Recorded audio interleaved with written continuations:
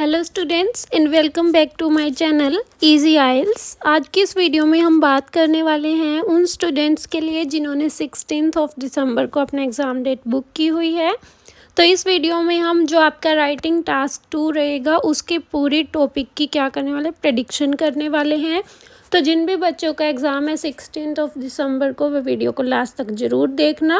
पूरे के पूरे मॉड्यूल्स की मैंने प्रेडिक्शन की हुई है लास्ट वीडियो में, तो आप लोग जाके वहाँ पे देख सकते हो कि एग्ज़ाम का लेवल कैसा रहने वाला है, ताकि आप लोग उस हिसाब से अपनी प्रिपरेशन कर सको और एग्ज़ाम के अंदर आप हाई बैंड स्कोर कर सको।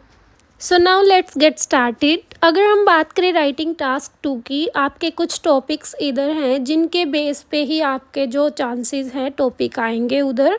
तो आप लोगों ने ऐसे टॉपिक्स को अच्छे से प्रिपेयर करके ही जाना है, ताकि आपको एक आइडिया रहे कि कैसा टॉपिक आने वाला है और आप अच्छे से वहाँ पे अपनी परफॉर्मेंस दे सको, जिससे आपका स्कोर अच्छा आए टास्क 2 के अंदर। सो फर्स्ट जो आपका टॉपिक आ सकता है टास्क 2 में, वो हो सकता है आपका some people believe that the only purpose of films is to entertain. कि कुछ लोगों का मानना है कि जो फिल्म्स का इकलौता पर्पस होता है वो एंटरटेन करना होता है लोगों को। अदर्स से film should have educational values. कि दूसरे लोगों का मानना है कि जो फिल्म है ना उनकी एजुकेशनल वैल्यू भी होनी चाहिए, मीन्स उनसे कोई पॉइंट भी लोगों को मिलना चाहिए। Discuss both views and give your opinion. आपने दोनों ही व्यूज़ को डिस्कस करना है और अपना ओपिनियन देना है इसके अंदर। Next topic can be the internet has changed people's lifes over the past few decades. कि जो इंटरनेट है ना उसने पिछले कुछ दशकों से लोगों की लाइफ को बिल्कुल ही चेंज कर दिया है।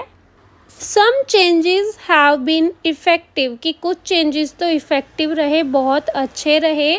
Whereas some put negative impact on mankind। जबकि कुछ चेंजेस ने लोगों के ऊपर, मैनकाइंड के ऊपर नेगेटिव इम्पैक्ट भी डाला है। To what extent do you agree और डिसएग्री। आप लोग किस हद तक एग्री हो या फिर डिसएग्री हो। तो आप लोगों ने जो स्टेटमेंट है ना उसको अच्छे से रीड करना है टास्क 2 के अंदर, और आप लोगों से क्या पूछा गया है। अब मान लो उसमें एक होता है आपका डू यू एग्री और डिसएग्री, एक होता है to what extent do you agree और डिसएग्री। तो आप लोगों ने इन टर्म्स को बहुत ही अच्छे से क्लियर करके जाना है जहाँ से भी आप कोचिंग ले रहे हो। Next topic can be some people believe that strict actions should be taken by the government to control the amount of noise a person makes। कि कुछ लोगों का मानना है कि जो गवर्नमेंट है ना उसको स्ट्रिक्ट एक्शन लेने चाहिए। किसके खिलाफ? उन लोगों के खिलाफ जो क्या करते हैं, मीन्स नॉइस बहुत ज़्यादा क्रिएट करते हैं। Because it creates disturbance for people. क्योंकि इससे लोग डिस्टर्ब होते हैं। जब कोई दूसरा नॉइस क्रिएट करता है तो लोग डिस्टर्ब होते हैं। Discuss the advantages and disadvantages. आपने इस जो पॉइंट दिया गया है इसकी एडवांटेज भी करनी है एक्सप्लेन, और BP2 में आपने इसकी डिसएडवांटेज एक्सप्लेन करनी है। मीन्स आपने बताना है कि अगर स्ट्रिक्ट एक्शन ले तो क्या एडवांटेज होंगी और क्या डिसएडवांटेज होंगी। Next topic can be some people reckon that exercise is a vital key to keep people healthy।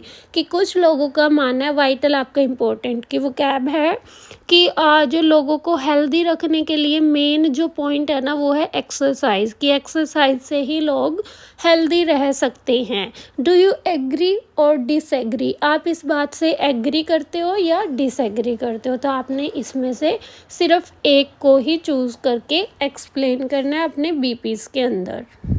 Next topic can B pollutions of rivers, lakes and seas is a major concern for people who seek to protect the environment। कि जो pollution है ना, जो नदियों का, झीलों का और समुद्रों का जो पोल्यूशन है वो उन लोगों के लिए एक बहुत बड़ा कंसर्न, सोचने की चीज़ बन चुका है, जो एनवायरनमेंट को प्रोटेक्ट करना चाहते हैं।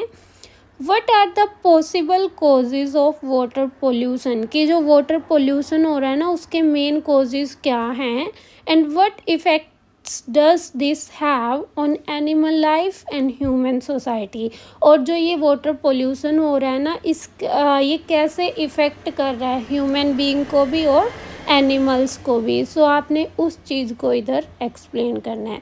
सो गाइस, ये ज़रूरी नहीं है कि एग्ज़ाम में यही टॉपिक आए, बट प्रिडिक्शन होती है जो आपकी 50% ट्रू भी हो सकती है और फॉल्स भी हो सकती है। बट आपने अपनी टर्म्स को अच्छे से क्लियर करके जाना है और इन टॉपिक्स पे अच्छे से आइडियाज़ लेके जाने हैं कि बाय चांस अगर ये आ जाते हैं तो आप अच्छे से वहाँ पे एक्सप्लेन कर पाओ। All the very best for your exam, and if you have any doubt regarding any module of IELTS, you can tell me in the comment box. Thank you for watching.